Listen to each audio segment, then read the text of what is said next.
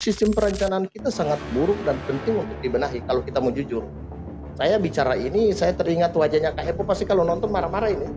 Oh, kalau hari ini rakyat mengelola tambang, itu WPR yang ada di Pohuat belum menghasilkan izin pertambangan rakyat. Syarat untuk bisa menyumbangkan PAD itu syaratnya harus legal dulu. Mindset pemerintah itu untuk mengatur itu terlambat. Tapi faktanya kemudian di Pohuwato itu carut-marut begitu. Tidak lagi ada perencanaan yang amburadul seperti ini. Sos musyawarah bagus-bagus di desa sampai di atas karena kepentingan politik ini dibuang. Ketika kita bicara soal tata ruang, maka WPR ini yang harusnya ditentukan oleh pemerintah.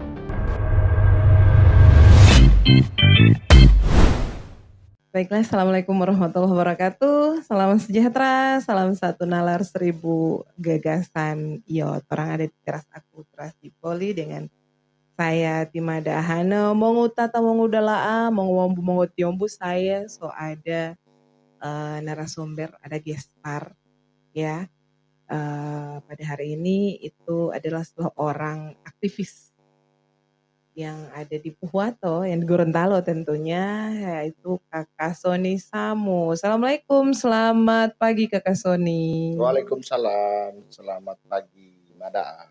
Gimana kabar Mada? Alhamdulillah Depo, bagini jo.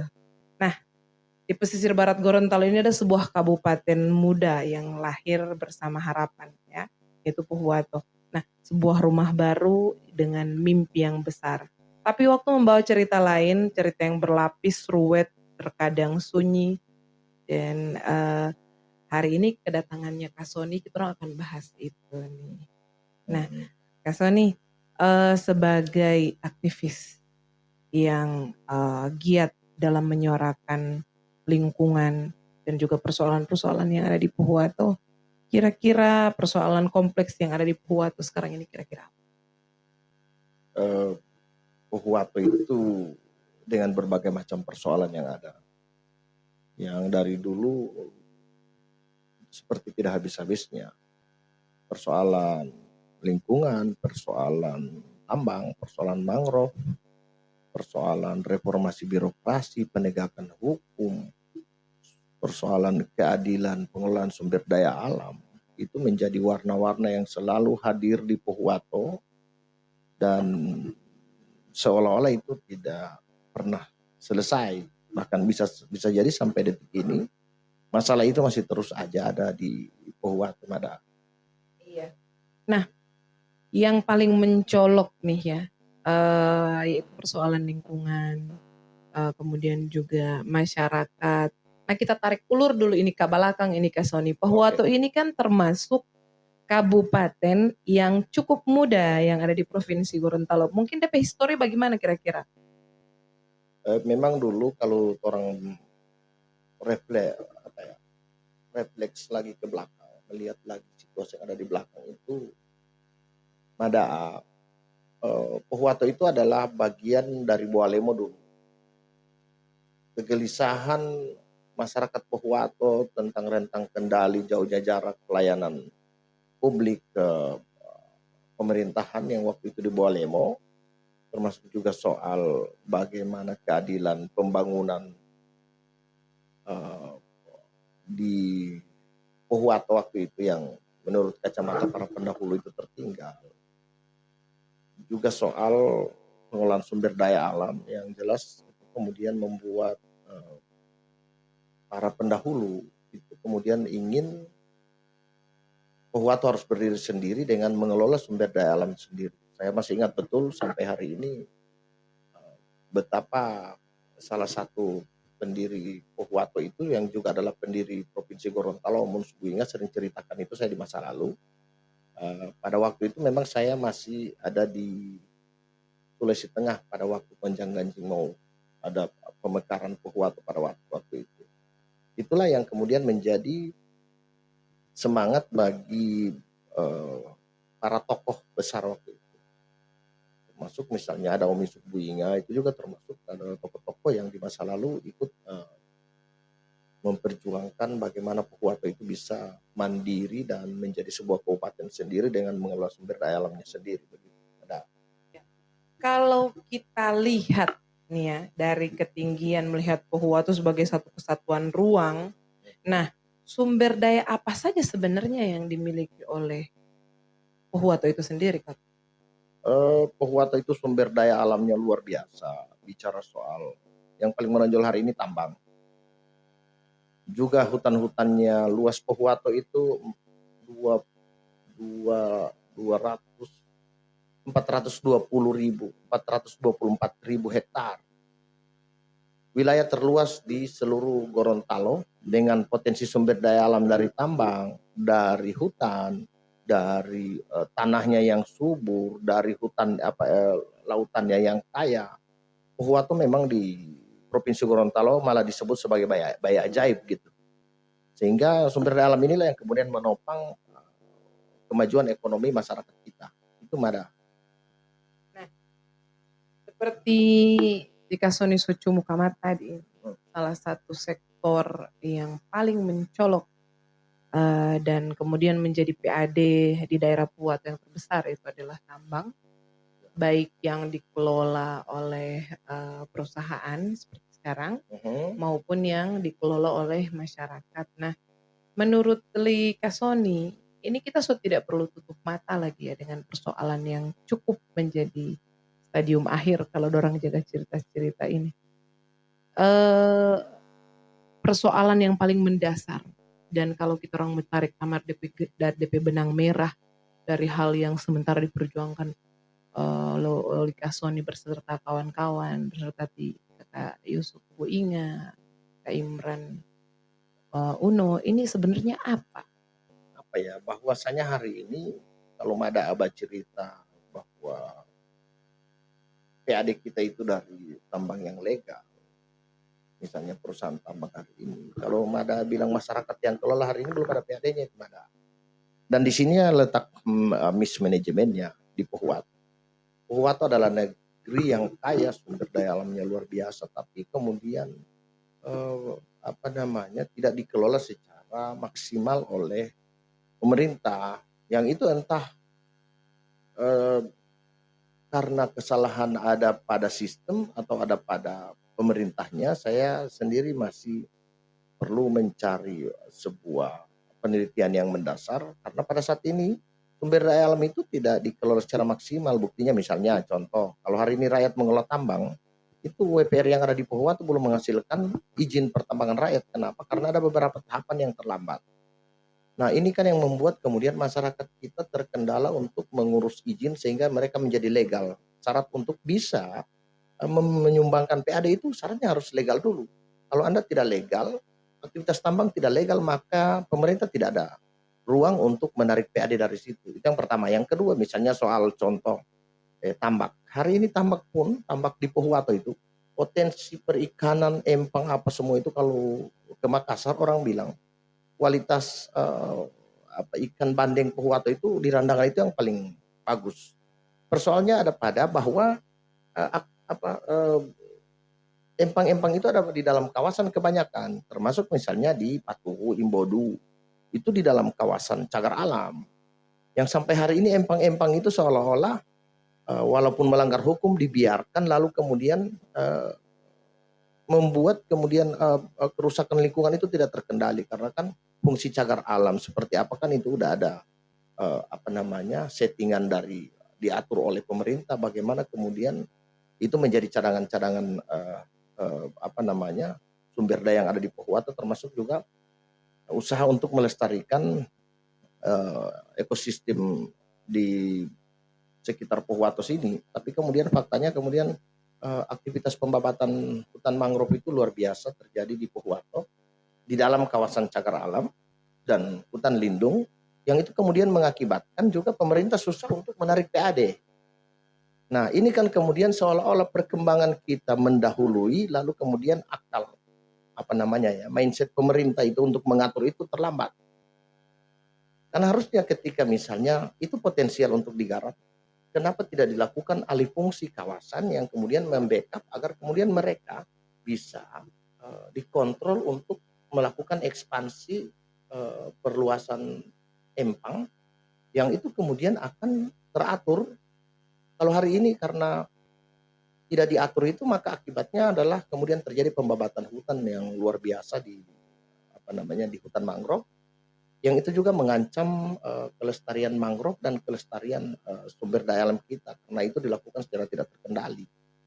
Begitu Mada, sehingga potensi-potensi sumber daya alam kita hari ini ada sedemikian banyak, hanya saja tidak di-cover oleh sebuah perizinan yang baik, sehingga kemudian pemerintah kita menjadi terhambat untuk ikut masuk mengatur dan mengendalikan itu untuk memberikan PAD bagi daerah, bagi Pohuwato pada begitu. Nah, semoga ini cerita kalau soal gini. Ini kita semua menyentil persoalan dari sektor pertambangan, kemudian juga dari perikanan, pertanian.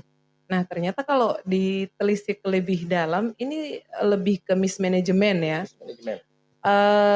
Menurut Lika Soni sebagai aktivis yang kemudian sangat mengamati setiap pergerakan dan juga kebijakan dari pemerintah, sebenarnya hal yang sangat harus pemerintah perbaiki sekarang ini apa?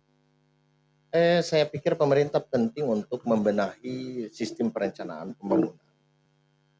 Hari ini perencanaan kita sepertinya sangat-sangat buruk gitu. Contoh-contoh yang paling mudah, yang paling bisa kita lihat misalnya, kantor bupati itu dulu mau bikin rumah dinas bupati, tapi faktanya ini jadi kantor. Iya. Kalau Mada pasir ke Wanggarasi, Mada akan masuk di pelabuhan Wanggarasi. Mada mau dapat ada di sana bangunan-bangunan yang dulunya itu akan dijadikan sebagai pusat ekonomi bagi para nelayan, misalnya ada SPDL sistem pengisian solar nelayan itu ada di sana, dan sekarang mangkrak, tidak difungsikan, tidak ada fungsi begitu. Demikian juga misalnya soal beberapa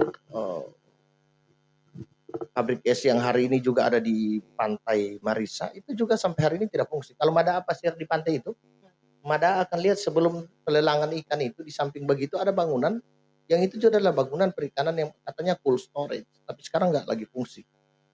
Kalau Mada pasir misalnya Kapopayato ujung sana, Mada akan dapat lihat ada mercusuar, tapi di sampingnya ada pelabuhan PT BJA. Bagaimana mungkin petani nelayan mercusuar itu kan berarti ada pusat-pusat kegiatan nelayan di situ. Lalu di sampingnya ada pelabuhan BJA, Biomasa Jaya Abadi. Yang kemarin juga kami protes itu, tapi kemudian tidak digubris, entah bagaimana perencanaan kita. Di samping itu kemudian ada areal wisata yang namanya lokasi wisata namanya Pantai Lalape. Iya. Jadi di sini ada mercusuar yang menandakan bahwa ada komunitas nelayan di situ, ada pusat kegiatan nelayan di situ. Di tengah-tengahnya ada pelabuhan. Di samping pelabuhan itu, sebelahnya itu kemudian ada tempat wisata. Lalape namanya, Pantai Lalape. Ini kan seolah-olah bahwa tata kelola daripada ruang kita ini sangat buruk. Kok bisa ada berdampingan? Harusnya kan ini bisa-bisa. Iya. Industri di sana, ya kan, di sini nelayan misalnya. Tapi faktanya kemudian di Pohuwato itu carut marut begitu. Itu yang kemudian membuat saya berpendapat bahwa memang sistem perencanaan kita sangat buruk dan penting untuk dibenahi kalau kita mau jujur. Saya bicara ini, saya teringat wajahnya Kak Epo, pasti kalau nonton marah-marah ini. Mungkin dia agak berkerut keningnya, mungkin kan begitu, sehingga kok berani bicara begini. Tapi saya teman baik Kak Epo, saya tulus berteman dengan beliau, dan saya ingin sampaikan ini agar ini kemudian menjadi sebuah kritikan yang menurut saya penting untuk kemudian ditindaklanjuti agar ke depan tidak lagi ada perencanaan yang amburadul seperti ini. Kira-kira begitu, Mada. Nah, kalau kita melihat secarut marut sejauh ini mismanajemennya, kalau saya secara pribadi ya, berarti bisa dipastikan yang pertama adalah aparat atau mungkin juga instansi-instansi terkait yang sudah berada di dalamnya. Saya merasa bahwa mereka itu masih memerlukan diklat atau mungkin mereka harus adakan studi banding. Tapi saya merasa begini, untuk meningkatkan sumber daya yang sudah ada, ya, sumber daya manusia, seharusnya para pegawai ini ya, kita langsung ke pegawainya, dorang sudah harus memiliki kemampuan atau skill dalam mengatur hal ini. Dan yang kedua, itu DP poin pertama ini Kak Soni, kalau saya tangkap dari apa yang Kak Soni jelaskan. Yang kedua adalah mereka kurang transparansi. Mungkin transparan, tapi digitalisasi sekarang ini lumayan ini ya, lumayan berkembang ya. Mereka kurang mempublish bahwa setiap program-program yang menjadi keluhan, yang menjadi persoalan di daerah itu kurang dipublish. Bahwa ini sementara mereka selesaikan, mereka tuntaskan. Saya rasa itu mungkin salah satu hal yang harus menjadi poin ke pemerintah. Ada 2 PR itu.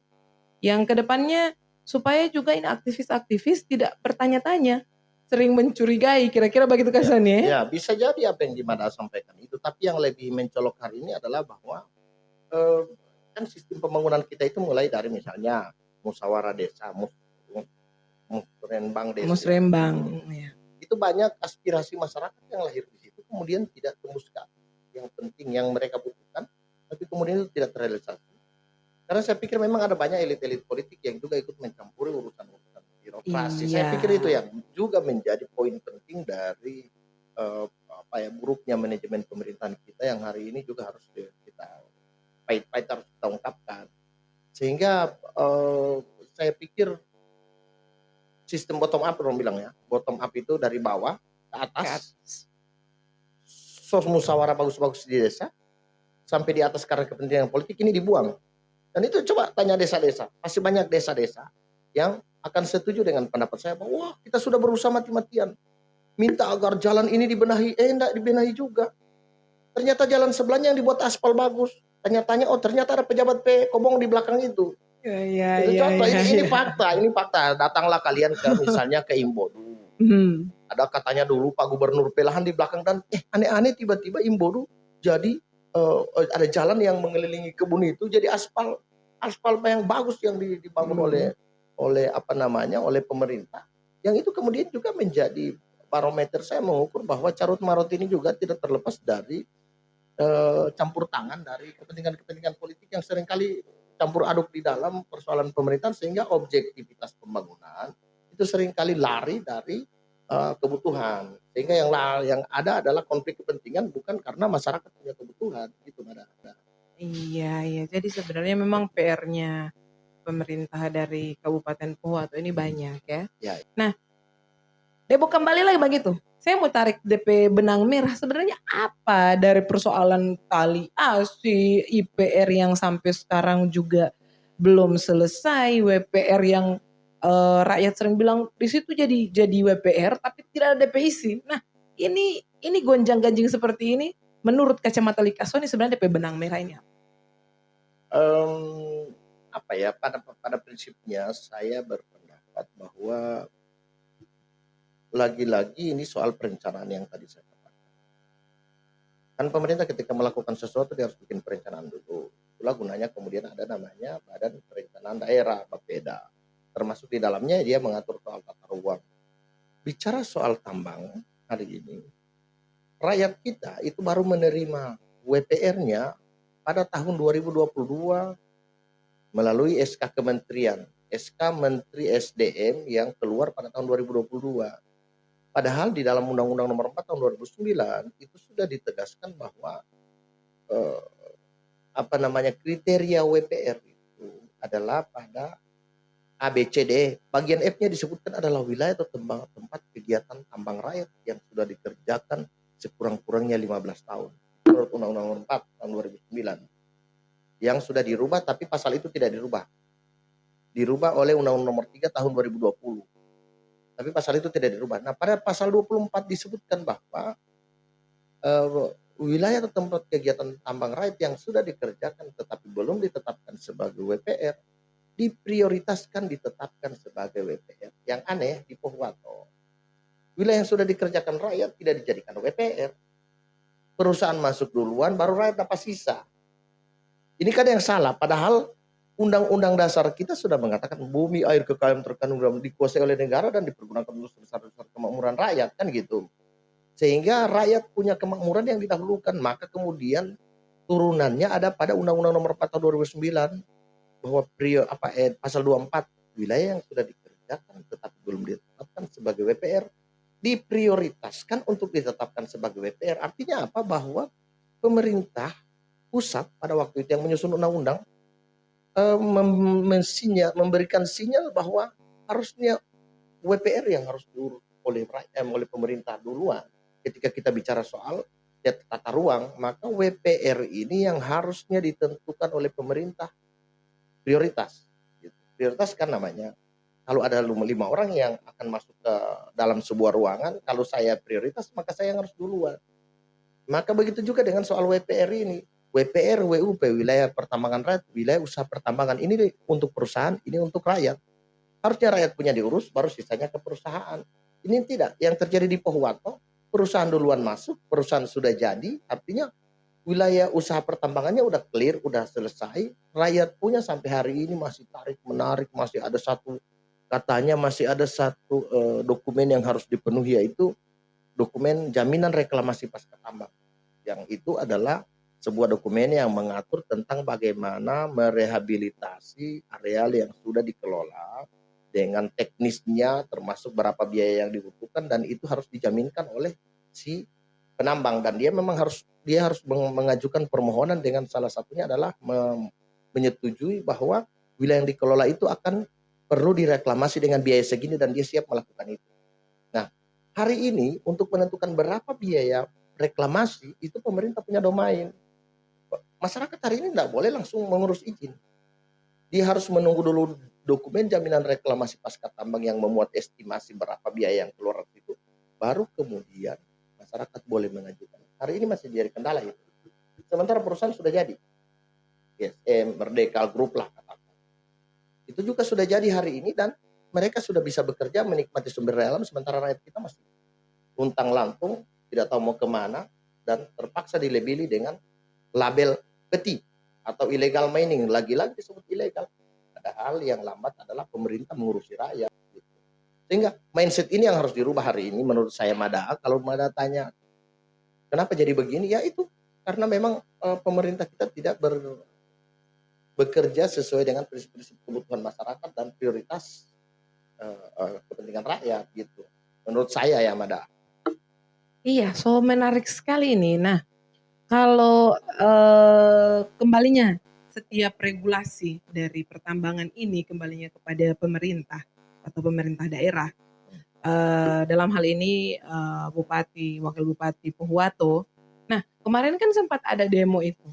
Bagaimana supaya ini tanpa kasih yang lokasi-lokasi dari masyarakat ini harus dapat WPR. Kemudian ketika itu dilemparkan ke Pemda bilang itu bukan kita orang punya kewenangan. Ya. Nah, ini menjadi hal yang sangat yang sangat jadi tanda tanya besar. Regulasi paten sebenarnya dalam pengurusan WPR, IPR ini kira-kira Atiso bagaimana? Kemana rakyat ini mesti mau mengadu ini Ati? Ini juga salah satu faktor Mada yang menyebabkan kemudian pengurusan ini menjadi sedikit orang bilang amburadul. Kenapa? Karena aturan kita ini seringkali berubah-ubah. Misalnya dulu izin usaha pertambangan itu keluar di meja bupati. Artinya kewenangannya ada di bupati. Saat ini sudah ke pusat. IUP itu semua ke pusat. Setahu saya itu 2009, 10, 11 itu masih di bupati kewenangan itu. Begitu juga misalnya soal AMDAL, soal perizinan-perizinan lain. Kalau saya bicara dengan teman-teman di dinas DPMPTSP, dinas pengelolaan ini satu pintu perizinan, itu mereka bilang bahwa seringkali ada sebuah aturan misalnya tentang OSS, online single submission, sebuah perizinan yang menurut Jokowi pada waktu itu adalah perizinan yang dipersingkat sehingga tidak akan memberi ruang bagi para pelaku pungli gitu. Itu OSS itu juga karena dia baru mulai, baru 2018-19 sehingga kemudian masih ada banyak penyesuaian sehingga orang-orang di dinas perizinan pun sering katakan begini, kami itu baru baca 2 lembar peraturan ini, tiba-tiba sudah ada peraturan baru yang harus kemudian mengganti peraturan itu. Dan itu terjadi di saat dulu saya pernah mengurusi beberapa perizinan di sana, sehingga menurut saya hari ini juga salah satu kendala itu kewenangan itu seringkali berubah-ubah, dulu di provinsi, sekarang ke daerah, dulu di daerah, sekarang ke pusat misalnya. Dan itu seringkali terjadi tiba-tiba, sehingga menyebabkan semuanya ini menjadi serba kacau balau begitu. Itu mungkin menjadi poin penting untuk kemudian dianggap sebagai penyebab dari kesemrautan ini, Mada. Iya. Mungkin kedepannya tuh orang juga harus mengundang Pak Bupati Ya, harus diundang. dan Saya dinas-dinas sarankan. terkait. Karena ini kan baru, katanya Mada tadi ke saya kan baru permulaan. Kita hanya sekedar Kita sharing lah. sharing istilahnya. lewat-lewat aja dulu hal-hal yang umum. Nanti hal-hal teknis mungkin Mada perlu mengundang teman-teman dari teknis untuk mengkaji dan mengulas tentang ini agar masyarakat kita juga paham dengan itu, Mada. Oke lah. Udah 13 menit melintas dari jam 3 dan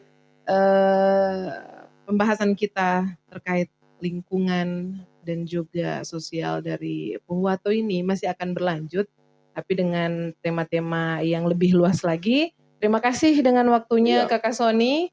Jadi untuk teman-teman yang ingin ikut ya di live interaktif kami, nanti kami akan buka live interaktifnya. Terima kasih untuk atensinya. Salam satu nalar, 1000 gagasan. Assalamualaikum warahmatullahi wabarakatuh.